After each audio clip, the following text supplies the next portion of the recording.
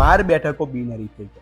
એ તો પ્રજાની વચ્ચે ગયા નથી યોગેશભાઈ. આમાં ભારતીય જનતા પાર્ટીના ઉમેદવારોનો કોઈ વાંક નથી મનનભાઈ. કોંગ્રેસ પાર્ટી હોય કે આપ પાર્ટી હોય અથવા ભારતની કોઈ પણ પાર્ટી હોય, મહાનગરપાલિકામાં ભારતીય જનતા પાર્ટીનો ઉમેદવાર યુદ્ધ કરવા માટે તૈયાર જ હતો, પરંતુ તેઓ રણ છોડીને જતા રહ્યા. અમે તો પ્રજાની સમક્ષ પ્રજાનું કામ કર્યું છે, પ્રજાના દિલમાં બેઠેલા છીએ, એટલે અમે તો તૈયાર જ છે યુદ્ધ કરવા. પણ સામે પક્ષવાળા રણ મેદાન છોડી ગયા. પણ હું આજે આપને આશ્વસ્ત કરું છું કે ભારતીય જનતા પાર્ટીના જે 12 કાઉન્સિલરો બિનહરીફ થયા છે એ બિનહરીફ નથી થયા, એ પ્રજાની વચ્ચે છે. આવતા 5 વર્ષ સુધી પ્રજાનું નાનામાં નાનું કામ કરવાની તેમની ફરજ છે.